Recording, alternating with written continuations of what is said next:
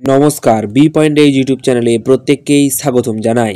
এই ভিডিওতে আমরা আলোচনা করতে চলেছি মকর সংক্রান্তি কেন পালিত করা হয় এবং এর পিছনে কোন কোন পৌরাণিক বা বৈজ্ঞানিক কাহিনী রয়েছে। এই ভিডিওতে বিস্তারিত আলোচনা করব এবং ভিডিওর লাস্টে 15ই জানুয়ারির কিছু গুরুত্বপূর্ণ সময়সূচি এই ভিডিওতে তুলে ধরার চেষ্টা করব। ভিডিওটি অবশ্যই লাস্ট পর্যন্ত দেখতে থাকুন এবং চ্যানেলে নতুন হলে চ্যানেলটিকেও সাবস্ক্রাইব করে রাখুন। এই বছর মকর সংক্রান্তি 15ই জানুয়ারি। মকর সংক্রান্তির দিন গ্রহদের রাজা সূর্যদেবতা ধনু রাশি থেকে বেরিয়ে মকর রাশিতে প্রবেশ করেন। এক রাশি থেকে অন্য রাশিতে সূর্যের পরিবর্তনকেই বলা হয় সংক্রান্তি। একটি সংক্রান্তি এবং আরেকটি মধ্যবর্তী সময়টি হলো সৌর মাস। সারা বছরে মোট 12টি সংক্রান্তি হয়, তবে মকর সংক্রান্তিকে গুরুত্বপূর্ণ বলে মনে করা হয়। পৌষ মাসে যখন উত্তরায়ণের পর সূর্য মকর রাশিতে প্রবেশ করে, এই উপলক্ষটিকে দেশের বিভিন্ন রাজ্যে বিভিন্ন উৎসব হিসাবে পালিত করা হয়। সাধারণত ভারতীয় ক্যালেন্ডারের সমস্ত তারিখ চন্দ্রের গতিবিধির ওপর ভিত্তি করে, তবে মকর সংক্রান্তি সূর্যের গতিবিধির উপর ভিত্তি করে তৈরি করা হয়। মকর সংক্রান্তির অনেক ধর্মীয় তাৎপর্য রয়েছে। এই দিনে পবিত্র নদীতে স্নানের পরে দান করা শুভ বলে মনে করা হয় এবং এই দিনে গঙ্গাসাগরে স্নান শুভ বলে মনে করা হয়। অবশ্যই মকরের স্নান বলা হয়, আপনারা নিশ্চয়ই জেনে থাকবেন। গঙ্গাসাগরে এই দিন প্রচুর পরিমাণে মানুষের ঢল নামে ভিড় হয় এবং এই মকর সংক্রান্তির ভোরে স্নানটা করার জন্য এবং পূর্ণ ফল প্রাপ্ত করার জন্য।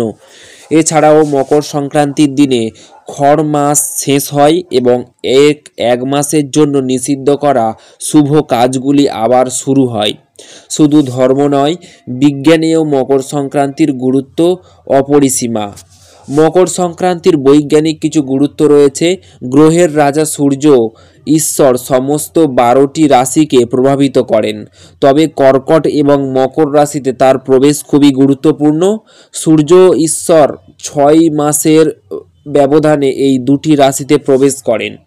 বৈজ্ঞানিক দৃষ্টিকোণে সম্পর্কের কথা বললে, পৃথিবীর কক্ষ 23.5 ডিগ্রি হেলে থাকার কারণে সূর্য 6 মাস পৃথিবীর উত্তর গোলার্ধের কাছে এবং বাকি 6 মাস দক্ষিণ গোলার্ধের কাছে থাকে।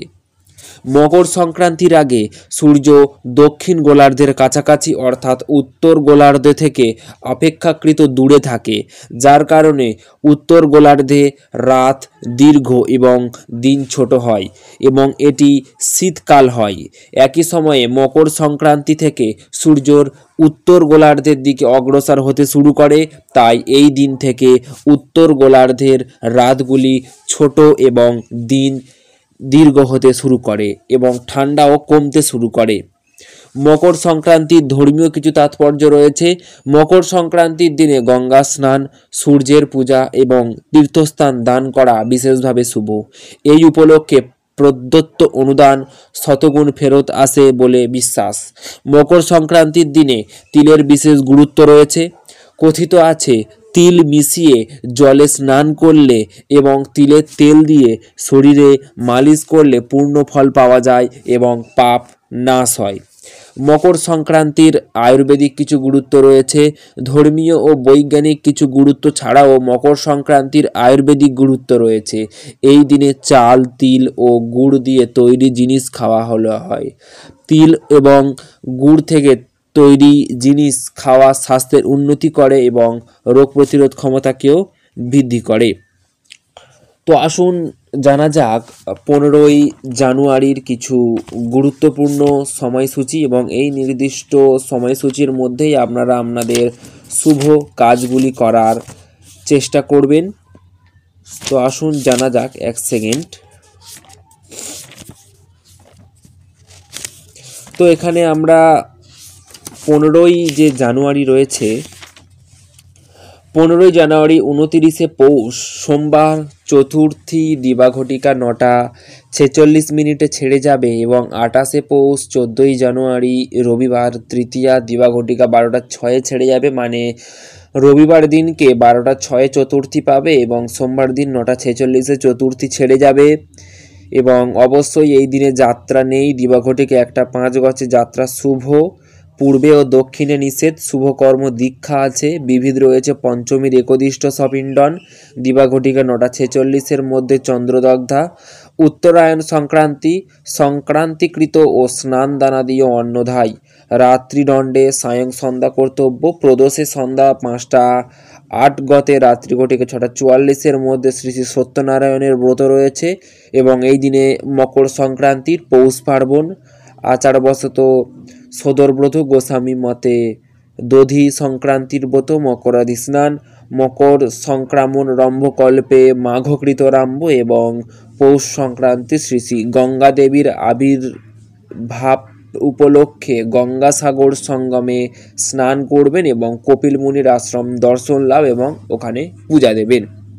যে কথাটি আমি ভিডিওর মধ্যখানে বললাম যে এই দিনে গঙ্গাসাগরের মেলা হয়ে থাকে এবং গঙ্গা স্নান করতে প্রচুর লোকের ওখানে ঢল হয় এবং অবশ্যই আপনারা স্নান করতে যেতে পারেন। এবং এই দিনের দিবাঘটিকা 8:52 গতে সৌরমাক মাসবিধি প্রত্যহ প্রত্যুষে গঙ্গা স্নান তানাদি কর্তব্য। অবশ্যই এই দিন সকাল 8:52 মধ্যে আপনারা স্নান করে নেওয়ার চেষ্টা করবেন এবং দিবাঘটিকা 8:52 গতে আগামী মাঘী পূর্ণিমার অন্তঃক্ষরণ পর্যন্ত মূলক অভ্যক্ষ।